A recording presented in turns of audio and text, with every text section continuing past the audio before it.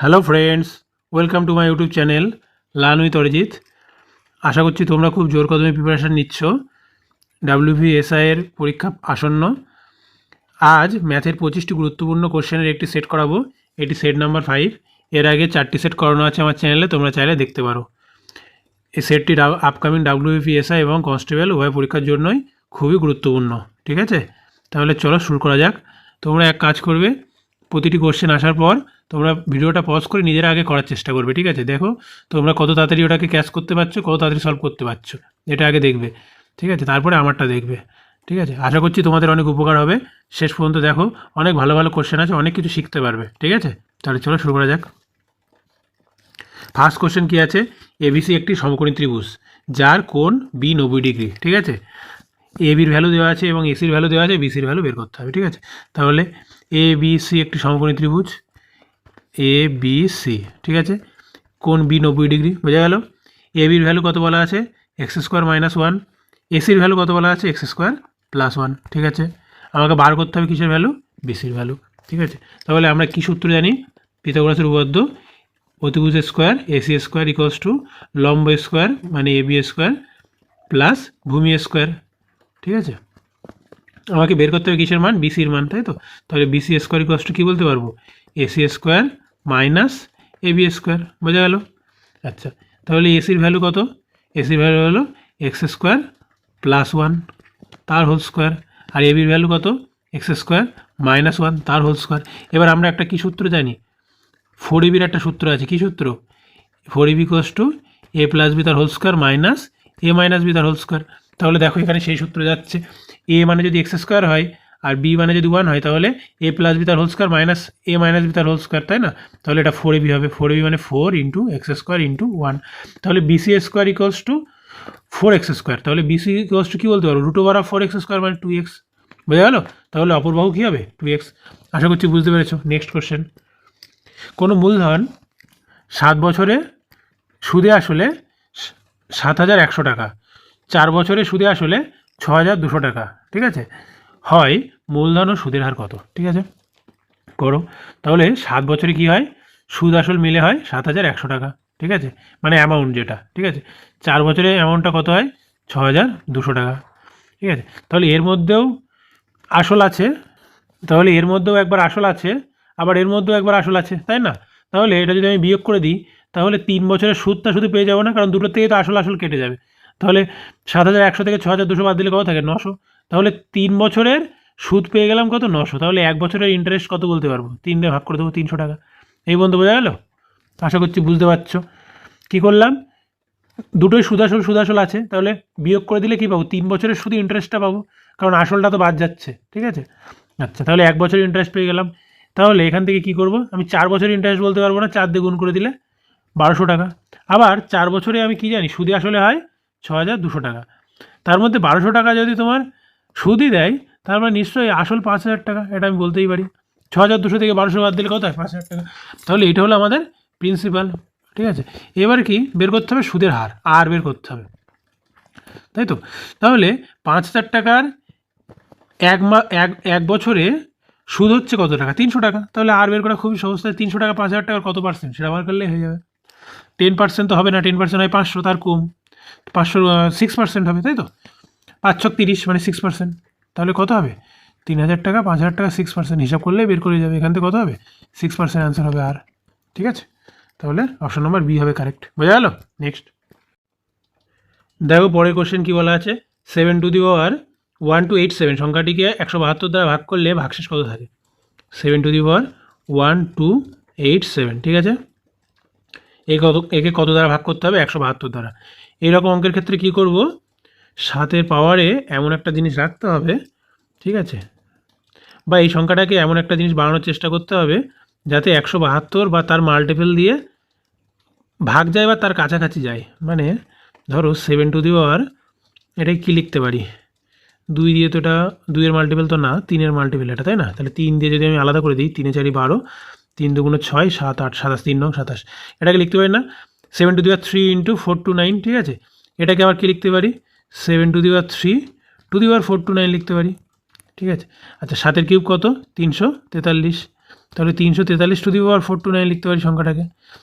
এইবার কী করতে হবে, একে তোমাকে ভাগ করতে হবে, একে ভাগ করা যায়, একে ভাগ করাও তো একই ব্যাপার, বিষয়টা তো একই। এবার আমি কী করি, ফার্স্টে 343কে 172 দিয়ে ভাগ করে দেখি। বলো ভাগশেষ কত হবে? 172 2 গুণ করলে কত হয়? 344। তার থেকে 1 কম আছে, তার মানে এর ভাগশেষ কত হবে? -1 হবে। ঠিক আছে, তাহলে -1টা এবার এখানে বসিয়ে দেবো, এর জায়গায় -1 বসিয়ে দেবো। তাহলে -1/429।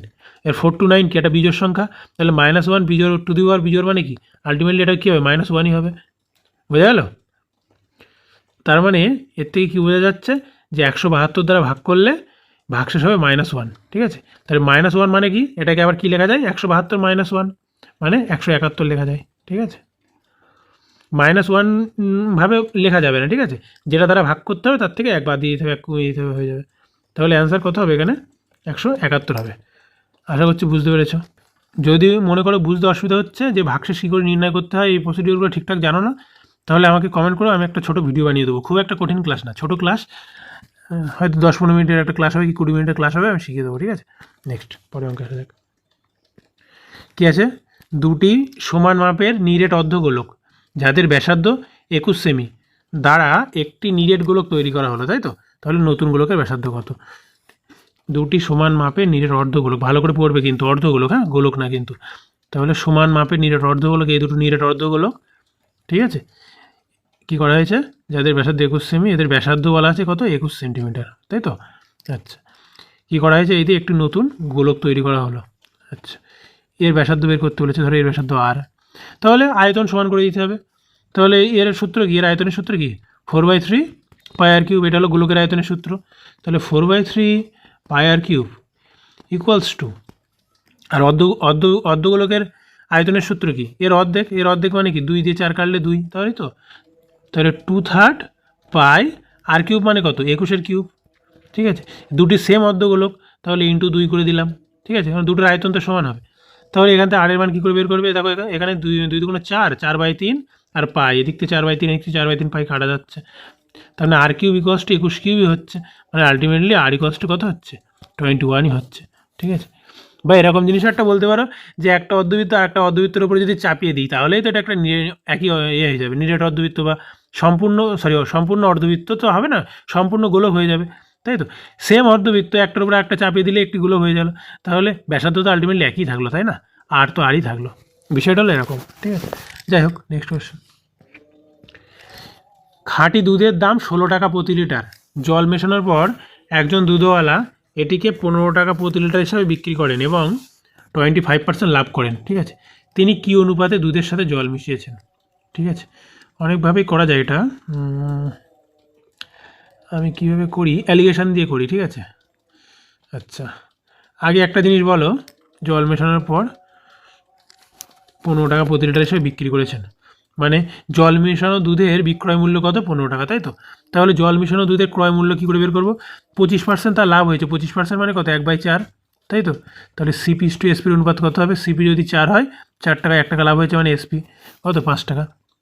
তাহলে 15 টাকা লিটার হিসেবে সে বিক্রি করেছে, তাহলে 5-এর ভ্যালু যদি 15 হয়, তাহলে 4-এর ভ্যালু কত হবে? এর 3 গুণ, তাহলে 4-এর ভ্যালু কত হবে? 12। তাহলে মিশ্রণের ক্রয় মূল্য আমি বলতে পারবো না, 12। ঠিক আছে, এবার দেখো কীভাবে করবো। খাঁটি মিল্কের দাম কত? 16 টাকা প্রতি লিটার। আচ্ছা, জলের দাম কত? ফ্রি। আসলে আমরা জল কিনে খাই, কিন্তু ধরে নাও কলের জল দিয়েছে, জলের দাম ফ্রি। ঠিক আছে, আচ্ছা, এখন মিশ্রণের মূল্য আমি কত বের করলাম? ক্রয় মূল্য কত বের করলাম? সিপি 12 টাকা। বোঝা গেল? এবার অ্যালিগেশন করে দাও, এটা করলে 12, এটা করলে 4, তাহলে একে কাটলে 3:1, তাহলে 3:1 অনুপাতে দুধের সাথে জল মেশানো হয়েছে। ঠিক আছে, অ্যান্সার কী হবে তাহলে? অপশন নম্বর এ। বোঝা গেল? আশা করছি বুঝতে পেরেছো। নেক্সট, পরের কোশ্চেন কী আছে? বার দিয়ে আছে। দেখো, এটা আমি দুভাবে তোমাদের শিখিয়ে দিচ্ছি, হ্যাঁ, তোমাদের এবার যেটা সুবিধা হবে সেটাভাবে করতে পারো। একটা তো সেই নর্মালভাবে করা যায়, আর একটাকে, আচ্ছা ঠিক আছে, আমি শিখিয়ে দিচ্ছি, দুটোই শিখিয়ে দিচ্ছি। ঠিক আছে, আচ্ছা, এক এক করে আসি। আগে বার তুলে কীভাবে ফ্র্যাকশান তৈরি করতে হয় সেগুলো শেখাই। ঠিক আছে, এখানে কি আছে? 0.4 6-এর মাথায় বার, তাই তো? তাহলে এটা কি লেখা যাবে? 46 মাথায়, কার মাথায় বার নেই? 4-এর মাথায় বার নেই, তাহলে 46 - 4 বাই দশমিকের পরে কটা সংখ্যার মাথায় বার নেই? একটা সংখ্যার মাথায় বার নেই, আর একটা সংখ্যার মাথায় বার আছে, তাহলে যেটার মাথায় বার আছে সেটার জন্য 9, আর যেটার মাথায় বার নেই সেটার জন্য 0। বোঝা গেল এই পর্যন্ত? আচ্ছা, পরেরটা তোমরা বলো 589, তাহলে 589 আগে লিখে নিলাম, মাইনাস কত বিয়োগ করব, কিসের মাথায় বার নেই, 5-এর মাথায় বার নেই সেটা বিয়োগ করবো। বোঝা গেল? আচ্ছা, বাই কটা সংখ্যার মাথায় বার আছে, দুটো সংখ্যা, তাহলে 2 9, কটার মাথায় বার নেই, একটা, তাহলে একটা 0। বোঝা গেল? নেক্সট 333, ঠিক আছে, মাইনাস কত বিয়োগ করবো, কোনটার মাথায় বার নেই, শুধু 3-এর মাথায় বার নেই, তাহলে 3 বিয়োগ করবো, বাই আবার দুটো সংখ্যার মাথায় বার আছে মানে 2 9, একটার মাথায় বার নেই মানে 0। ঠিক আছে, এবার একটা ক্যালকুলেশন করলে হয়ে যাবে। 46 থেকে 4 বাদ দিলে 42, 42/90 মাইনাস 589 থেকে 5 বাদ দিলে কত হয়, 584, তাই তো, 990 মাইনাস না প্লাস 333 থেকে 3 বাদ দিলে হয় 330, 330/990, এই পর্যন্ত বোঝা গেল? তাহলে 42/90, আচ্ছা এইটা আগে হিসাব করে নিই, মাইনাস দিয়ে যদি করি 990, তো দুজনের তো হর সেমই আছে, মানে 584 থেকে 330 বাদ দিতে হবে, তাই তো, তাহলে কত হবে, 254 হবে। ঠিক আছে, তাহলে 42/90 মাইনাস 254/990, এটা ক্যালকুলেশন করতে হবে। ঠিক আছে, 990 11, 42 11 কত হয়, 4 6 2, ঠিক আছে, 11 দিয়ে নিশ্চয়ই গুণের সূত্র তোমরা জানো, আশা করছি জানো, অবশ্যই জেনে রাখা উচিত, না জানলে কিন্তু মহাপাপ। ঠিক আছে, আচ্ছা তাহলে এই ডিফারেন্সটা করলে কত হয়, 462 মাইনাস 254, তাই তো, তাহলে এদিকে 46 আর ওদিকে 162, হচ্ছে কত, তাহলে 208, তাহলে 208/990। বোঝা গেল? এবার এটা সিম্পলিফাই করো, এবার এইটাকে বার আকারে তৈরি করো। 208 মানে নিশ্চয়ই 2 9 মানে নিশ্চয়ই বুঝতে পারছো দুটোর মাথায় বার, আর একটার মাথায় বার নেই যেহেতু একটা 0। ঠিক আছে, আর 208 মানে বুঝতে পারছো যে সংখ্যাটা 208-এর থেকে সামান্য একটু বেশি হয়ে কিছু একটা বাদ গেছে। তাহলে এবার অপশান দেখলেই বুঝতে পারবে। দেখো 210 বা এটা হবে না, কারণ এইটা মানেই তো 210 মাইনাস 2, যেহেতু 2-এর মাথায় বার নেই, বাই 990 মানেই তো 208/990, তাই না? তাহলে অপশান নাম্বার 3 হবে কারেক্ট। বোঝা গেল? আচ্ছা, আশা করছি বুঝতে পেরেছো। এইভাবে একটা করতে পারো, আর যদি মনে করো কেউ এইভাবে করবো না, আমি আরেকটা জিনিস শিখিয়ে দিই। ঠিক আছে, তাহলে ক্লিয়ার করে দিলেই,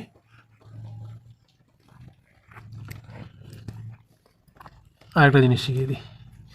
কী করবে, বারের বিষয়টা বোঝো তো, বার মানে হলো সংখ্যাটার রিপিটেশান, তাই তো, বারবার আসছে। তাহলে এক কাজ করি, যেটা আছে সেটা বারবার লিখে দিই। 4টা একবারই আছে, 6 রিপিটেশন, তাহলে 6টাকে 4 5 5 6 লিখে দিই, 1 2 3 4 5 6, থাক এই কবারই থাক। ঠিক আছে, এবার এর সাথে আমি আগে এটা যোগ করে দেবো। নর্মাল যোগ বিয়োগের ক্ষেত্রে আমরা কী করি, সিম্পলিফিকেশনের ক্ষেত্রে আগে যোগ করে নিই, তারপরে তার থেকে বিয়োগ করে দিই। ঠিক আছে, তাহলে এবার এখানে কি আছে, 3 ফিক্সড আছে, আর দুটো 3-এর মাথায় বার, তাই তো, তাহলে 2 3 2 3 2 3, ঠিক আছে, তাহলে এই দুটো সংখ্যাকে আমরা আগে যোগ করে নিই। ঠিক আছে, 6 3 9 6 3 9 6 3 9 6 3 9 6 3 9 6 3 9 4 3 7 9 হয়ে গেল। তাহলে এই দুটো যোগ করা হয়ে গেল। এবার এর থেকে এটা বিয়োগ করতে হবে।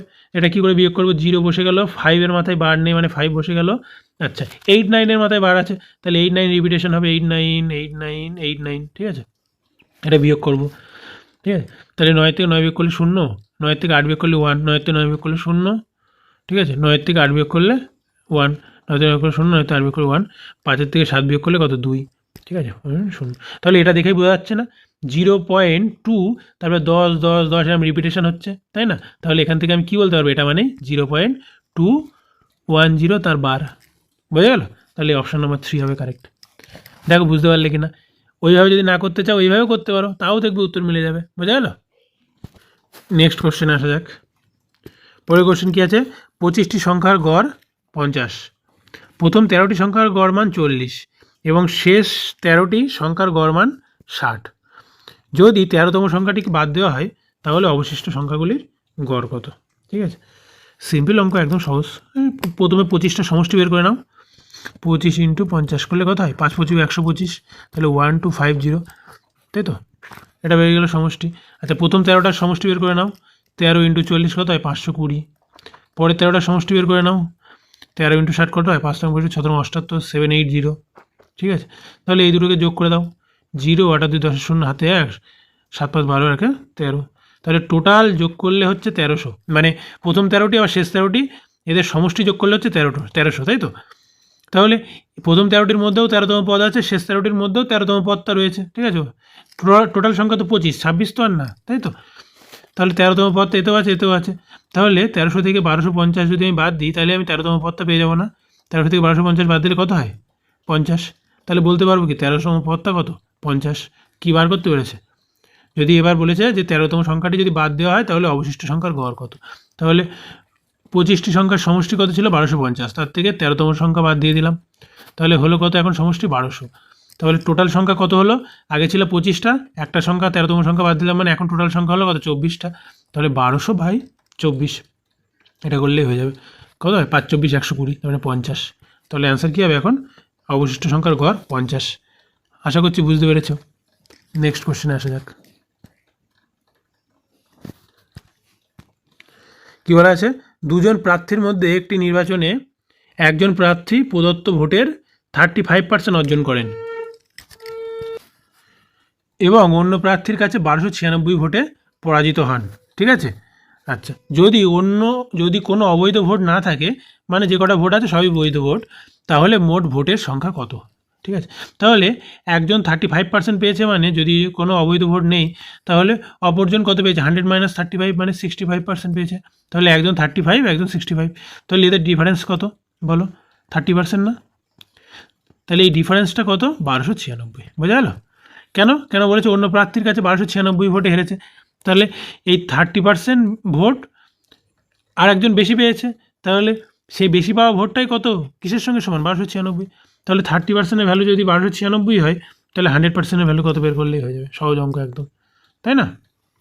কী করে করবে এটা ভাই? 30 × 100 করে দাও, তাও হয়ে যাবে।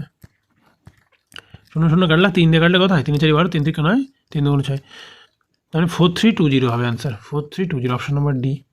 বোঝা গেল? নেক্সট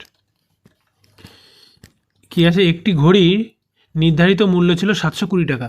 পরপর দুটি ক্রমিক ছাড় দেওয়ার পর একজন ব্যক্তি 550.80 টাকায় ঘড়িটি কিনেছেন, ঠিক আছে। যদি প্রথম ছাড় 10% হয়, দ্বিতীয় ক্রমিক ছাড়টি কত? ভালো অঙ্ক। দেখো কী করে করবে। এইসব অঙ্ক অনেক সময় অপশান দিকেও করা যায়, তাই না? 550 আর 720, গ্যাপটা কত? 600 আর হলো 120, মানে 170-এর গ্যাপ প্রায়, তাই তো? অ্যাপ্রক্সিমেট বলছি, অ্যাপ্রক্সিমেট। তাহলে যদি দ্বিতীয় ছাড়টি 10% হতো, তাহলে দুটো একসঙ্গে করলে কত হতো? 10 10 20 - 1, মানে 19% হতো। আচ্ছা, 170 টাকা ছাড় আমি যদি ধরে নিই, 170 টাকা 720 টাকার কত পার্সেন্ট? এটা রাফলি যদি হিসাব করি, 720 টাকা 10% কত হয়? 720 টাকা 10% 72 টাকা, তাই তো? তাহলে 20% কত হবে? 2 গুণ, তার মানে 144 টাকা। 30% কত হবে? 210-এর বেশি হবে, তাহলে 30% নিতে পারবো না, তাই তো? 144-এর থেকে বেশি 170, মানে মনে হচ্ছে 25% ডিসকাউন্ট হতে পারে, বা ওই রেখে তার কাছাকাছি, তাই তো? তার মানে একটা 10% হলে আরেকটি নিশ্চয়ই 15% হবে, ঠিক আছে। 10% তো হতে পারে না, দেখে নিলাম, ঠিক আছে। 20% যদি হতো, 20% হলে কী হতো? একটা 20, একটা 10, তাহলে 10 - 10 - 20, মাইনাসে মাইনাসে প্লাস 10 × 20/100, এটা করলে কী হতো? -30 + 2, মানে -28% হতো। কিন্তু -28% তো না, -28% হলে কী হতো? 30% থেকে একটু কম হতো, মানে 210-এর থেকে একটু কম হতো। কিন্তু এটা 144 থেকে একটুখানি বেশি। আমি ধরেই নিতে পারি যে মোটামুটি দ্বিতীয় ছাড়টি কত পার্সেন্ট হবে? 15%ই হবে, এছাড়া কিছু হবে না, ঠিক আছে। এটাই হবে, বুঝা গেল? এইভাবে তোমরা চাইলেও করে নিতে পারো এগুলো। অপশান থেকে কিছু কিছু সময় করতে হয়, তাহলে ক্যালকুলেশন কম হয়, ঠিক আছে। নেক্সট, যত কনসেপ্টের ক্ল্যারিটিটা তোমাদের বাড়বে, তত দেখবে ভালো করে করতে পারছো। ক্ল্যারিটিটা থাকা দরকার, ঠিক আছে। নেক্সট কী আছে? নেক্সট কোয়েশ্চেন বলা আছে, যদি 5⁻³ - 1 × 125, ঠিক আছে, ইকুয়ালস টু 25⁻² - 1 হয়, তাহলে এর মান কত? তাহলে সব কটাকে একই সংখ্যার পাওয়ারে প্রকাশ করি। 5⁻³ - 1, 125 ইন্টুকে কী লেখা যায়? 5-এর কিউব, আর 25কে কী লেখা যায়? 5-এর স্কোয়ার। তাহলে স্কোয়ার মানে কি? 2, আবার ইন্টু আর কত আছে? 2a - 1 আছে, ঠিক আছে। তাহলে এখানে পাওয়ারে আছে 3a - 1, আর এখানে আছে 3, তাহলে এটা কী হয়ে যাবে? যোগ হয়ে যাবে। তাহলে পাওয়ারে কী হবে? 3a - 1 + 3, ঠিক আছে। আর এদিকে যা আছে তাই তো আছেই, 5⁻²। এটাকে যদি গুণও করে দিই, 4a - 2, এবার এদিকে 5 টু দি পাওয়ার এটা, এদিকে 5 টু দি পাওয়ার ওটা, এটা কখন সম্ভব? যদি পাওয়ারে দুটো সেম হয়। তারপরে 3a - 1 + 3 মানে কত? +2। তারপরে 3a + 2 = অবভিয়াসলি 4a - 2। এটা সমান হলেই তো, পাওয়ারে সেম সংখ্যা থাকলেই তো সংখ্যা দুটো সমান হয়, তাই তো? তাহলে এখান থেকে ক্যালকুলেশন করো, 2টা এপাশে আসলে 4 হয়ে যাবে, আর 3 ওদিকে বিয়োগ হলে a = 4 হয়ে যাবে। বোঝা গেল? তাহলে এর মান কত হবে? 4। নেক্সট, একটি নির্দিষ্ট পরিমাণ টাকা বার্ষিক চক্রবৃদ্ধি হারে 2 বছরে সুদে আসলে কত হয়? 7,350 টাকা, এবং 3 বছরে সুদে আসলে 8,575 টাকা। ঠিক আছে, তাহলে কী বলেছে? আসল টাকার পরিমাণ কত? বোঝা গেল? চলো কীভাবে করা যায় দেখি। চক্রবৃদ্ধি সুদে সবসময় রেশিও মেথডটা ইউজ করার চেষ্টা করতে হয়। হ্যাঁ, 2 বছরে এত টাকা, 3 বছরে এত টাকা, তাই তো? তাহলে আমি রেশিও বের করি, 73-50 /85-75। কাটাকুটি করি, 25 দিয়ে তো কাটা যাবে, বোঝা যাচ্ছে। 25 × 50, 23 মানে 100, 235, তাই তো? 235 মানে 9 × 25 225, 10, তার মানে 100, 4 × 25 100। এটা 25 দিয়ে কাটলে কত হয়? 3 × 25 75, 10, 107, 4 × 25 107, 3 × 25 75। ঠিক আছে, আচ্ছা, তারপরে কী হবে? এবার কত দিয়ে কাটবে? এটা তো 7-এর কিউব তো 343, তাই তো? এটা মনে হয় 7 দিয়েই কাটবে। 4 × 7 = 28, 1 14, 7 × 2 = 14, আর এটা করলে কত হবে? 7-এর কিউব মানে একটা 7 বাদ দিলে 49, তাহলে 42 / 49। এটাকে আরও সিম্পলিফাই করা যাবে, 7 দিয়ে কাটলে 6 × 7 = 42, 7 × 7 = 49। ঠিক আছে, আচ্ছা, 2 বছরে কত হয়? সুদে আসলে এত টাকা, 3 বছরে এত টাকা, তাই তো? তাহলে 2 আর 3, এই 2 থেকে 3-এর মধ্যে গ্যাপ কত? 1 বছর। ঠিক আছে, তাহলে 1 বছর। এবার তোমরা একটা জিনিস জানো, চক্রবৃদ্ধি সুদের ক্ষেত্রে কী হয়? 2 বছরের পরে যেটা সুদ আসল হলো, ঠিক আছে, অ্যামাউন্ট যেটা হলো, সেটাই 3 বছরের ক্ষেত্রে প্রিন্সিপাল হিসাবে ইউজ হয়। 2 বছর পরে যে অ্যামাউন্টটা হলো সেটা কী হবে? প্রিন্সিপাল হিসাবে ইউজ হবে। কার ক্ষেত্রে? 3rd ইয়ারের ক্ষেত্রে, কারণ এর পরেই তো আবার সুদ পড়বে, তাই তো? কারণ চক্রবৃদ্ধি সুদের ক্ষেত্রে কী হয়? সুদটা প্রতি বছর বছর যুক্ত হয়ে যায়, আবার সুদের ওপর সুদ পড়ে, তাই তো? তাহলে আমি কি বলতে পারি? 1 বছরে তোমার ধরো আসল আর অ্যামাউন্ট এর অনুপাত কত হলো? 6:7 হলো না? দেখো বুঝতে পারলে কি না? 2 বছরের যেটা সুদ আসল সেটাই আমি ধরে নিলাম কত? 3 বছরের জন্য আসল। তাহলে 2 থেকে 3 মানে 1 বছরের গ্যাপ। তাহলে 1 বছরে প্রিন্সিপাল ধরে নিলাম কত? 73-50, তার অ্যামাউন্ট কত হলো 1 বছর পরে? 8,575। তার মানে আলটিমেটলি রেশিওটা কত হলো? 6:7। ঠিক আছে, তার মানে 6 থেকে 7 টাকা হলো 1 বছরে। বোঝা গেল? আচ্ছা, এবার কী বের করতে বলেছে? বের করতে হচ্ছে আসল টাকার পরিমাণ কত। আচ্ছা, এখান থেকে রেশিও ইন্টারেস্ট রেট বলা যায় না। 6 টাকা থেকে 7 টাকা হলো মানে 1 টাকা নিশ্চয়ই সুদ হয়েছে, তাই তো? 1 বছরে 6 টাকায় মানে 1/6। এটাকে পার্সেন্টেজে করলে কত হবে? 16.2/3%। জানো তো এগুলো? 1/6 মানে কত? 16.2/3%। তাহলে এখান থেকে সুদের হার যদি চাই তাও কিন্তু বলে দিতে পারবো। ঠিক আছে, 16.2/3% বা ওই যেটা বেরোলো 1/6। ঠিক আছে, আচ্ছা, এবার আসল টাকার পরিমাণটা কী করে বের করবে বলো? তাহলে 1 বছরে যদি প্রিন্সিপাল ইস্টু অ্যামাউন্ট চক্রবৃদ্ধি সুদে 6:7 হয়, তাহলে 2 বছরে এটা কত হবে? তার স্কোয়ার হয়ে যাবে, মানে 36:49 হবে। বোঝা গেল? 2 বছরের ক্ষেত্রে এই অনুপাতটা কত হয়? তার বর্গ হয়ে যায়। ঠিক আছে, এবার 2 বছরের তো সুদ আসলটা আমরা জানি, 49-এর ভ্যালু তো আমরা জানি 7350, তাহলে 36-এর ভ্যালু কত সেটা বের করলেই হয়ে যাবে। তাহলে এটাকে 49 দিয়ে কাটো, দেখো কী হয়। 49 দিয়ে কাটে দাও, 49 থেকে 49, তাই তো? 50, 60, 70, 23, 24, 245, তাই তো? 245 মানে কত? 5 × 5 = 25, 5 দিয়ে যাবে 150। তার মানে 1 ইউনিটের ভ্যালু 150, 36 ইউনিটের ভ্যালু কত? 36 × 150 করে দাও। 0, 6 15 90, হ্যাঁ 6 15 90, 0 হাতে 9, 3 15 45, আর 9 54। তাহলে প্রিন্সিপাল কত হবে? 5,400 টাকা। দেখো বুঝতে পারলে কি না? আশা করছি বুঝতে পারছো। যদি একবারে বুঝতে অসুবিধা হয় ভিডিওটা একটু ব্যাক করে নেবে, ব্যাক করে আরেকবার দেখবে, আশা করছি ক্লিয়ার হয়ে যাবে। ঠিক আছে, খুব একটা কঠিন কিছু নেই। আর চক্রবৃদ্ধি সুদের অঙ্কের ক্ষেত্রে তোমাদের যদি মনে হয় সমস্যা আছে, যে ক্লাস আনতে হবে বা কতগুলো অঙ্ক প্র্যাকটিস করিয়ে দিলে সুবিধা হবে, তাহলে বলো, আমি করিয়ে দেবো। হ্যাঁ, তখন দেখবে তোমাদের আরও অভ্যাস হয়ে যাবে এগুলো ইউজ করা। এই রেশিও মেথডে চক্রবৃদ্ধি সুদে অনেক কিছু করা যায়। ঠিক আছে, আচ্ছা নেক্সট কোয়েশ্চেন আসা যাক। কী আছে? একটি মিশ্রণের 80 লিটারে দুধ ও জলের অনুপাত 27:5। ঠিক আছে, এই মিশ্রণে কতটা জল যোগ করলে দুধ ও জলের অনুপাত 3:1 হবে? এটা খুব সহজ কোশ্চেন, করো। Milk is to water 27:5। ঠিক আছে, আচ্ছা, এখন কতটা জল যোগ করলে দুধ ও জলের অনুপাত 3:1 হবে? তাহলে যোগ করেছি কি? জল, দুধ তো আর যোগ করিনি, দুধ তো সেম থাকবে তাই না? তাহলে দুধকে 27 তৈরি করতে গেলে এখানে 9 দিয়ে গুণ করে দিই, তাহলে 3 নং 27:9। দুধটাকে সেম রাখলাম, আর কিছু না। তাহলে 5 ইউনিট জল ছিল, হয়ে গেল 9 ইউনিট, বাড়লো কত ইউনিট? 4 ইউনিট। ঠিক আছে, এবার 4 ইউনিটের ভ্যালু বের করতে হবে আমাদের। আচ্ছা, আগে মিশ্রণে দুধ ছিল কত লিটার? 80 লিটার। তাহলে আগে এখানে দুধ ছিল, সরি মিশ্রণে দুধ না, মানে মিশ্রণটা কত লিটার ছিল? 80 লিটারের। তাহলে আগে এখানে মিশ্রণটা কত লিটারের ছিল, কত ইউনিটের ছিল? 27 ইউনিট আর 5 ইউনিট মানে 32 ইউনিট। তাহলে 32 ইউনিট এর আগে মিশ্রণ ছিল, 32 ইউনিট মানে কত? 80 লিটার। 32 ইউনিট মানে কত? 80 লিটার। তাহলে 4 ইউনিটের ভ্যালু বের করলে আমার হয়ে যাবে। তাহলে 4 ইউনিটের ভ্যালু কী করে বের করবো? একে 8 দিয়ে ভাগ করে দেবো, তাহলে এপাশেও 8 দিয়ে ভাগ করে দেবো, 10 লিটার হবে অ্যান্সার। বোঝা গেল? তাহলে অপশান ই হবে কারেক্ট। এগুলো রেশিও মেথডে খুব সহজে করা যায়। নেক্সট, পিতা ও পুত্রের বর্তমান বয়সের অনুপাত 5:2 এবং 4 বছর পূর্বে তাদের বয়সের অনুপাত ছিল 3:1। 6 বছর পর তাদের বয়সের অনুপাত কত হবে? চলো করা যাক, এই সহজ অঙ্ক একদম। ফাদার ইস টু সন কত আছে? 5:2। ঠিক আছে, 4 বছর পূর্বে -4, তাই তো? 4 বছর পূর্বে কী ছিল? তাদের অনুপাত ছিল 3:1।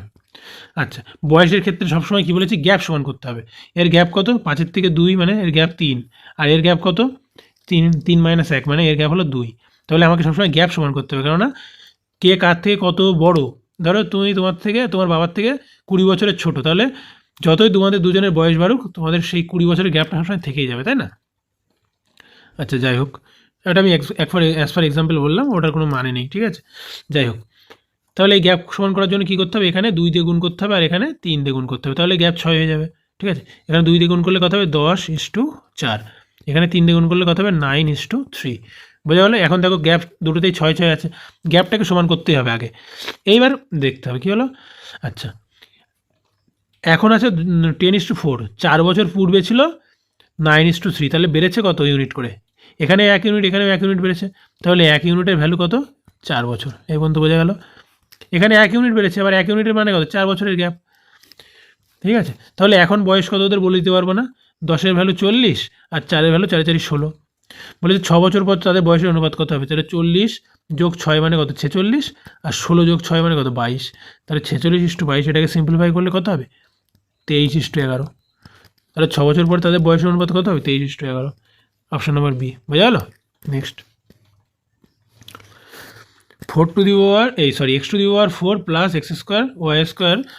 y² = 1 to 8 এবং x² + y² + xy = 16, এটার মান কত? তাহলে তোমরা একটা সূত্র মনে রেখে দেবে, আসতেও পারে, বলা যায় না। ঠিক আছে, শিখে রাখতে তো ক্ষতি নেই, যদি এসে যায়। এটা ইকুয়ালস টু কী লেখা যায়? x² + y² + xy into x² + y² - xy।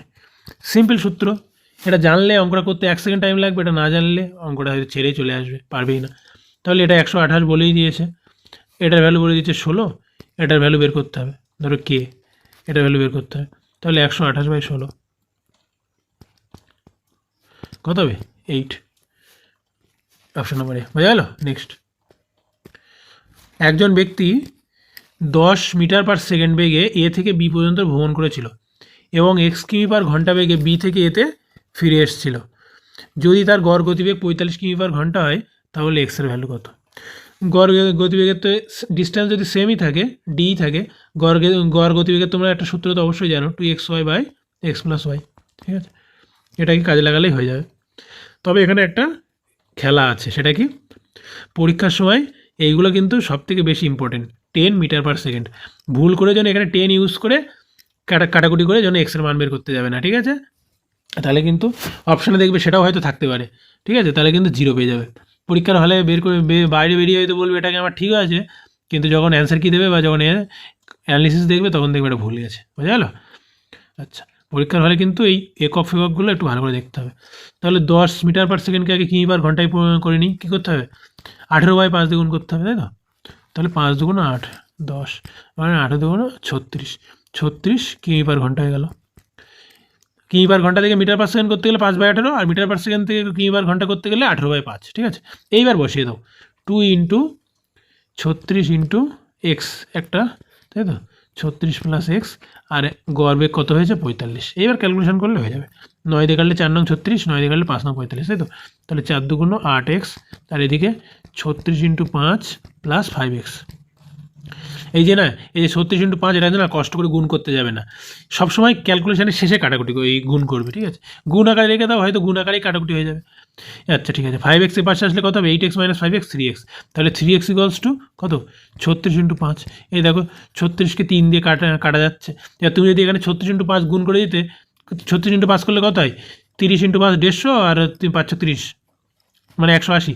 তাহলে তোমাকে আবার কাটতে হতো। এবার এখান থেকে কেটে দিতে পারো, 3 × 36 মানে 5 × 60। তাহলে এক্সের ভ্যালু কত হবে? 60 কিলোমিটার/ঘন্টা। Option number D. বোঝা গেল? নেক্সট কী আছে? দুটি নল যথাক্রমে 12 ঘন্টা এবং 15 ঘন্টায় একটি চৌবাচ্চা পূরণ করতে পারে।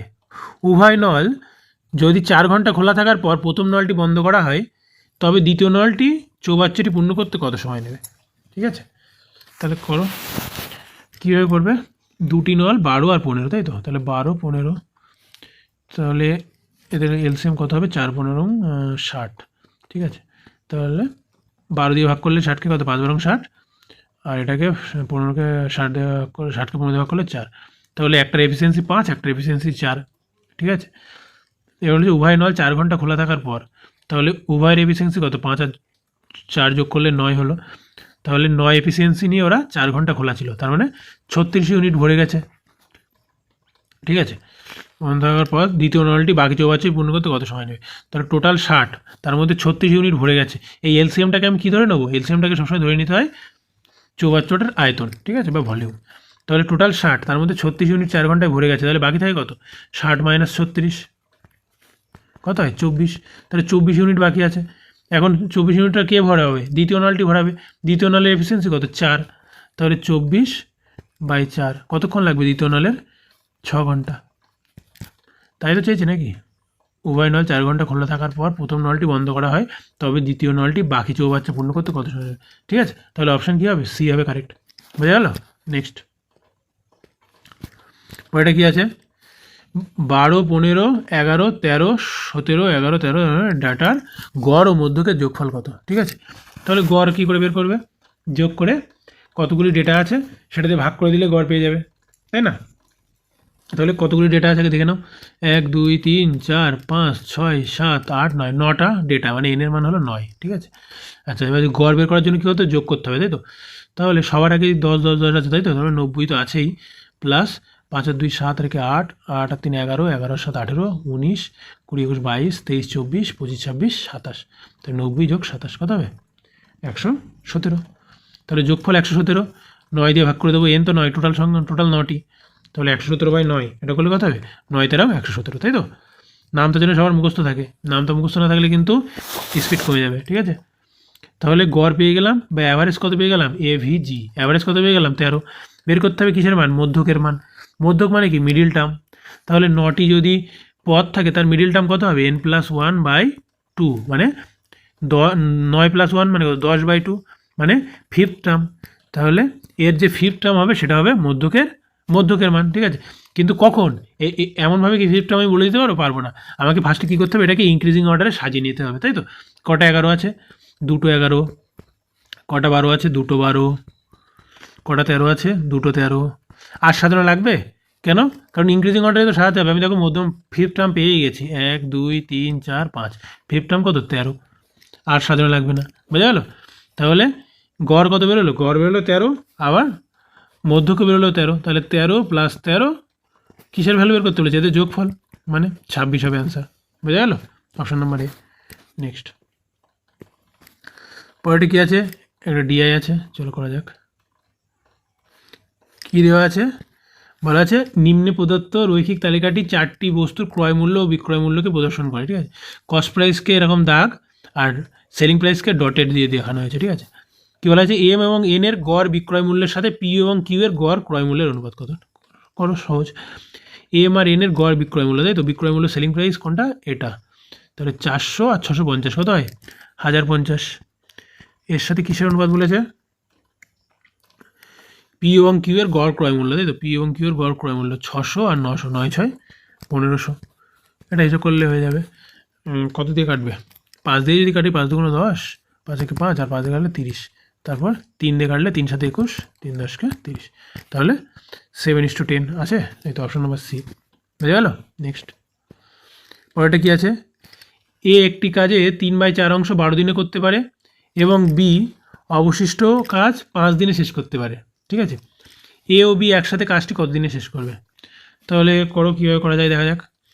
এ একটি কাজে 3/4 অংশ 12 দিনে করে, তাই তো? তাহলে 3/4 অংশ 12 দিনে করে মানে এক অংশ কত দিনে করে? 3 দিয়ে 12কে কাটলে হয় কত? 3 দিয়ে 12কে কাটলে হয় 4, তার মানে 4 4 16, তাহলে এক অংশ কত দিনে করে? এ 16 দিনে করে। আর কি বলেছে?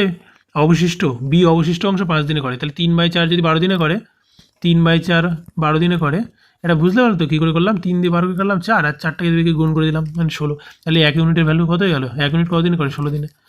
আচ্ছা, তাহলে বি অবশিষ্ট অংশ কত? 3/4 অবশিষ্ট অংশ কত? 1/4, তাহলে 1/4 বি করে কত দিনে? 5 দিনে, তাহলে 1 ইউনিট করে কত? বি কত দিনে? 20 দিনে। বুঝা গেল?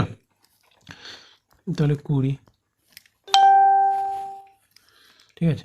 তাহলে এর এলসিএম কত? 80 যদি নিই, 580, 4 20 80, তাই তো? এটা হয়ে গেল তাহলে ইন্ডিভিজুয়াল এফিসিয়েন্সি। এ ও বি একসাথে কাজটি কতদিনে শেষ করতে পারে? টোটাল কাজ 80, 5 আর 4 9, টোটাল এফিসিয়েন্সি 80/9। এটা করলে কত হবে? 8 নং 72, 72 পূর্ণ 72 তো, তার মানে 72 আর 8 80, তাহলে 8 পূর্ণ 8/9, তাহলে অপশন নম্বর বি হবে কারেক্ট। বোঝা গেল? আশা করছি বুঝতে পেরেছো। তোমরা যারা সূত্র অ্যাপ্লাই করতে চাও তারাও করতে পারো, তাহলে আর এত কিছু করা লাগবে না, ইন্ডিভিজুয়াল এফিসিয়েন্সি বার করা লাগবে না। ফার্স্টে কী বের করে নিলে? এর লাগে 16 দিন একা কাজটি করতে, আর বি এর লাগে কত? 20 দিন। তাহলে 16 আর 20 যদি জানা থাকে, একটা সূত্র আছে অনেকেই জানো, x × y/x + y, এটা এতে বসিয়ে দাও, দেখবে হয়ে যাবে। ঠিক আছে, 16 × 20, আর 16 20 যোগ করলে কত হয়? 36। এটা করলে কত হবে? 9 দিয়ে কাটলে 5 দিয়ে কাটলে 4 5 20, সরি 4 দিয়ে কাটলে 4 5 20, আর 4 দিয়ে কাটলে 4 নং 36। তাহলে দেখো 580/9 হচ্ছে, এইটাই চলে আসছে। ঠিক আছে, এটা এইভাবে করতে পারে, কোনো ব্যাপার না, যেভাবে কিছু করলেই হলো। যে পদ্ধতিতে তাড়াতাড়ি করতে পারে, ঠিক আছে, যার যেটা করে করে অভ্যাস হয়ে গেছে, কোনো ব্যাপার না। নেক্সট দেখো, নেক্সট কোশ্চেন কী আছে?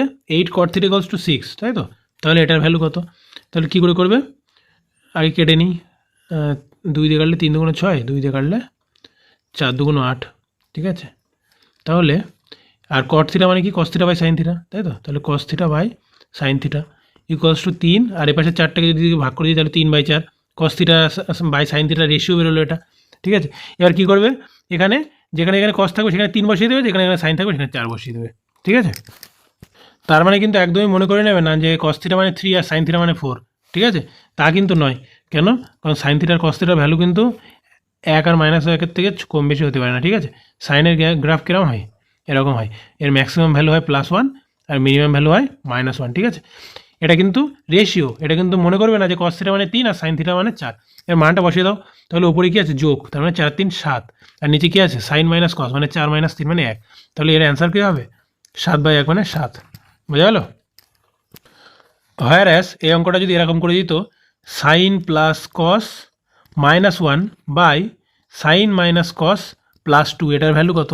তাহলে কিন্তু আর কসের জায়গায় 3 আর সাইনের জায়গায় 4 বসাতে পারতে না। ঠিক আছে, তখন কি করতে হতো?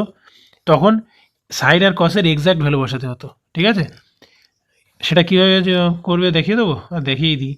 আচ্ছা, এখান থেকে কী লেখা যায়?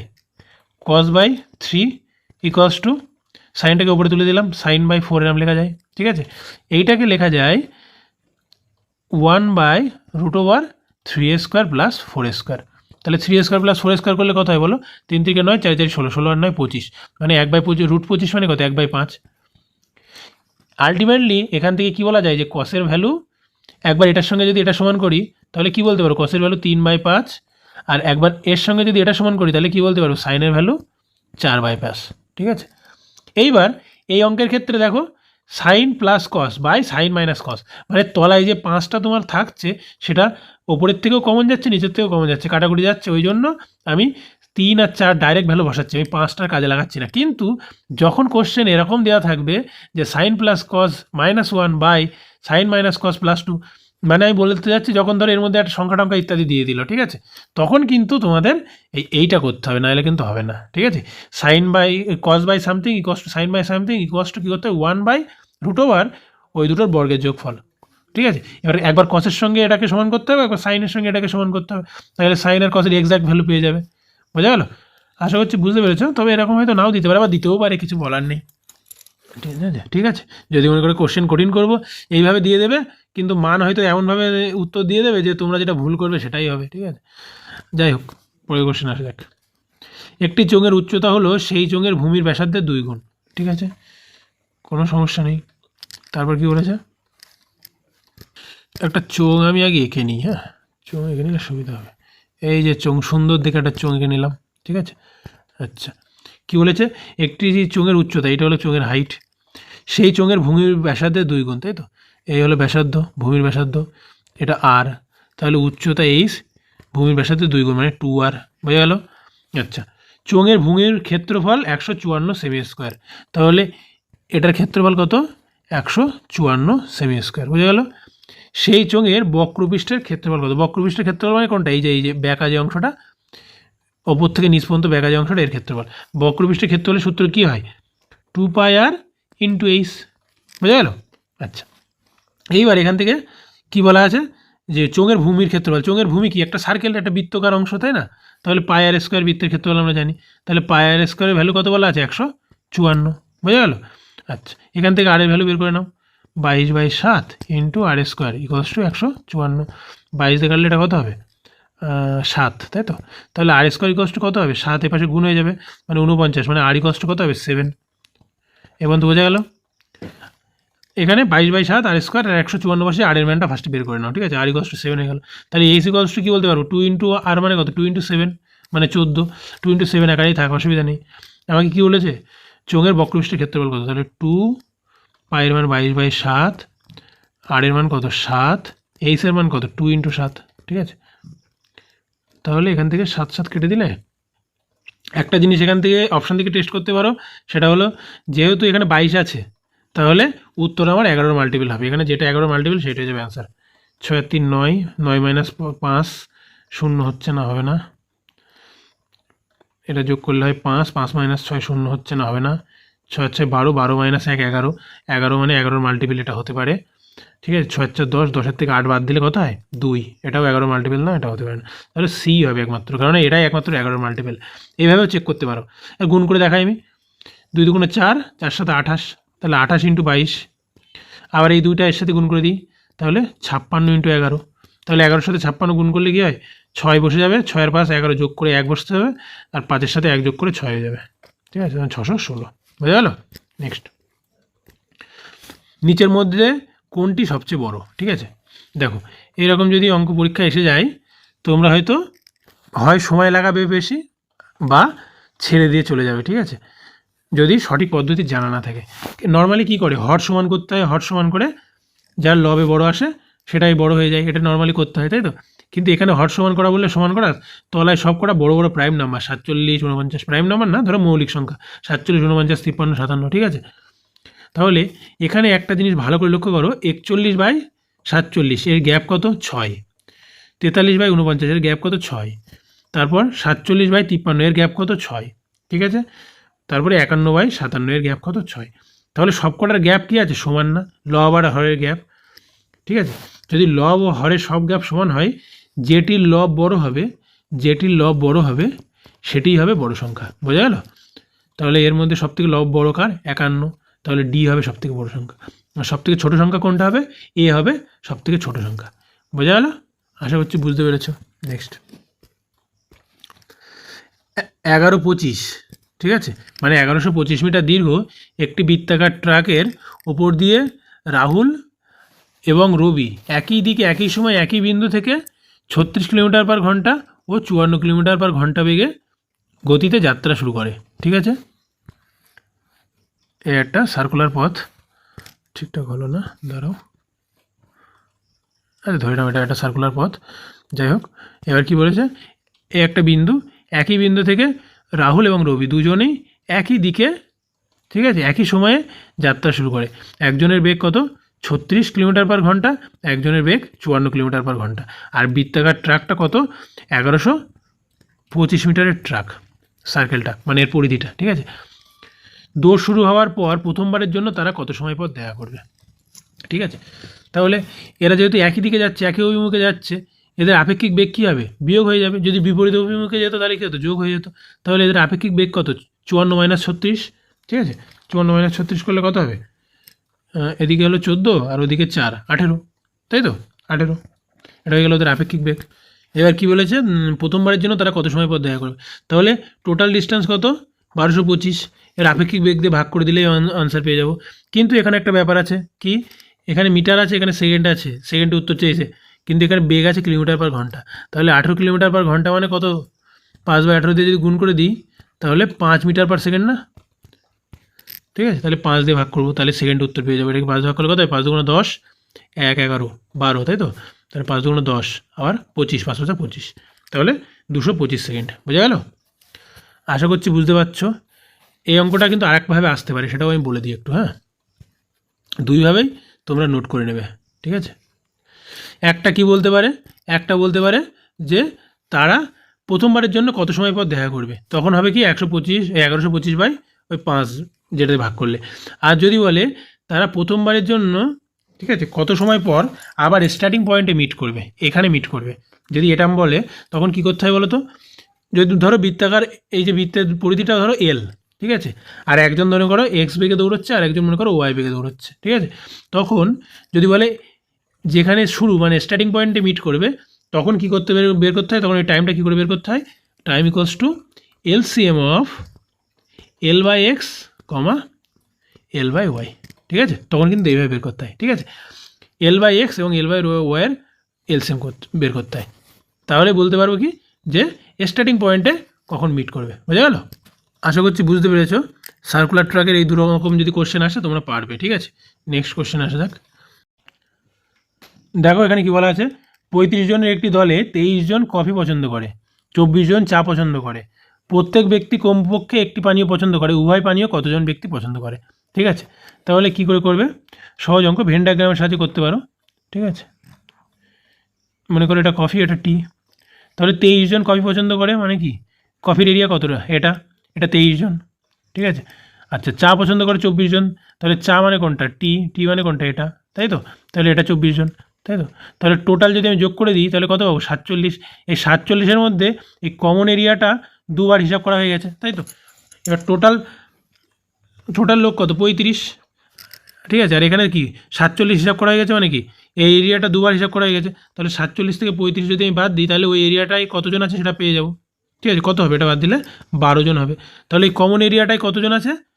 12 জন আছে। তাহলে এই কমন এরিয়ায় যারা আছে তারাই তো উভয় পানীয় পছন্দ করে, তাই না? এইটুকানির মধ্যে কফির লোকও আছে, টি বা চায়ের লোকও আছে, তাহলে 12 হয়ে যাবে আমার অ্যান্সার। বোঝা গেল? আশা করছি বুঝতে পেরেছো। নেক্সট, একজন পুলিশ 200 মিটার দূর থেকে একজন চোরকে লক্ষ্য করেছে এবং তাকে তাড়া করে, ঠিক আছে? চোর ও পুলিশ যথাক্রমে 16 কিলোমিটার পার ঘন্টা ও 20 কিলোমিটার পার ঘন্টা বেগে দৌড়ায়। চোরটি ধরা পড়ার আগে কত দূরত্ব দৌড়বে, ঠিক আছে? তাহলে চোর আর পুলিশ, থিপ অ্যান্ড পুলিশ, তাই তো? তাদের গতিবেগের অনুপাত কত? 16:20, বা সিম্পলিফাই করলে 4:5, এটা হলো বেগের অনুপাত। টোটাল ডিস্টেন্সটা কত? 200 মিটার, ঠিক আছে? মানে এখানে থিপ আর এখানে পুলিশ, থিপও দৌড়াচ্ছে পুলিশও দৌড়াচ্ছে, অবশ্যই পুলিশের বেগ বেশি হবে, তাহলেই তো চোরকে ধরতে পারবে। তাহলে এই 200 মিটারটাকে তো কভার করতে হবে, কভার করতে পারলেই ধরে ফেলতে পারবে, ঠিক আছে? যাই হোক, এখন আমাকে বের করতে বলেছে কি? চোরটি ধরা পড়ার আগে কত দূরত্ব দৌড়বে। আচ্ছা, সময়টা তো ফিক্সড, তাই না? একই সময়ে দেখেছে এবং একই সময়ে দৌড়াচ্ছে, এমন তো বলিনি যে আধ ঘন্টা পরে দৌড়ানো শুরু করেছে, ঠিক আছে? মানে 1 ঘন্টা পরে ধরা পড়ুক আর 2 ঘন্টা পরে ধরা পড়ুক, মানে নির্দিষ্ট সময়ে যে সময়টা ফিক্সড, মানে একটা নির্দিষ্ট সময় ধরে পুলিশও দৌড়াচ্ছে চোরও দৌড়চ্ছে, এই পর্যন্ত তো বুঝতে পারছো, ঠিক আছে? যেহেতু এটা বলা নেই যে আধ ঘন্টা পরে পুলিশটি দৌড়ানো শুরু করে বা 1 ঘন্টা পরে দৌড়ানো শুরু করে, এমন তো বলা নেই। তাহলে সময় যদি ফিক্স থাকে, আমরা কি জানি? বেগ কষ্ট কি? অতিক্রান্ত দূরত্ব বাই সময়। আর সময় যদি ফিক্স থাকে তাহলে বেগ আর দূরত্ব কি? সমানুপাতিক হয়, ঠিক আছে? তাহলে বেগের অনুপাত যদি 4:5 হয় তাহলে দূরত্বের অনুপাতও কত হবে? 4:5 হবে। তার মানে পুলিশ যদি 5 ইউনিট যায় চোর 4 ইউনিট যাবে, বা যদি 4 ইউনিট যায় পুলিশকে 5 ইউনিট যেতে হবে, তাহলে সে ধরতে পারবে, ঠিক আছে? আচ্ছা, তাহলে এবার তাদের গ্যাপটা, ইনিশিয়াল গ্যাপটা কত ছিল? 200 মিটার, তাই তো? তাহলে এই গ্যাপটা কত? 200 মিটার। 1 ইউনিটের ভ্যালু কত? 200 মিটার। তাহলে 4 ইউনিটের ভ্যালু কত? 4 4 দুগুণ 8, 800 মিটার। আর 5 ইউনিটের ভ্যালু কত? 1000 মিটার। তাহলে ধরা পড়ার আগে চোরটিকে কত মিটার দৌড়াতে হবে? 800 মিটার। আর পুলিশটাকে কত মিটার দৌড়াতে হবে, 1000 মিটার, তাহলে ধরা পড়ে যাবে। সহজ অঙ্ক। কী বলেছে, চোরটি ধরা পড়ে কত মিটার দৌড়াবে, তাহলে অ্যান্সার কী হবে, 800 মিটার। বোঝা গেল? আশা করছি বুঝতে পেরেছ। নেক্সট। ও আর নেই, শেষ। ঠিক আছে, ক্লাসটি শেষ পর্যন্ত দেখার জন্য অসংখ্য ধন্যবাদ। আর একটা কথা বলি, যেহেতু এখানে আমি তোমাদের লাইভ ক্লাস করাচ্ছি না বা ফেস টু ফেস ক্লাস করাচ্ছি না, ঠিক আছে, তোমাদের কি হতে পারে যে আমার বোঝায় কিছু কিছু অঙ্কে হয়তো কোনো কোনো সমস্যা থাকলেও থাকতে পারে, তাই না? কেননা তোমরা কতদূর কি শিখেছো আমি অতটা ডিটেলসে জানি না, আমি চেষ্টা করছি যতটা ভেঙে করানো যায়। আরও হয়তো ভেঙে করাতে পারতাম, কিন্তু আরও ভেঙে করাতে গেলে তোমাদের ক্লাসটা বোরিং লাগবে, ঠিক আছে? যারা হয়তো একটু বেশি পারে তারা বলবে বেশি সময় লেগে যাচ্ছে, ঠিক আছে? আমাকে চেষ্টা করতে হবে এমন কিছু টেকনিক বা পদ্ধতি ইউজ করে ক্লাসটা করানো যাতে পরীক্ষার হলে দ্রুত সলভ করা যায়। এই পদ্ধতিগুলো যেগুলো আমি আলোচনা করলাম, হয়তো ক্লাসটা যেহেতু তোমাদের সাথে ডিসকাস করলাম ওই জন্য বড়ো হয়ে যাচ্ছে বা সময় লাগছে, কিন্তু যখন তোমরা এগুলো ইউজ করা শিখবে না, দেখবে পরীক্ষার হলে একদম সময় লাগবে না, খুব তাড়াতাড়ি হয়ে যাবে, ঠিক আছে?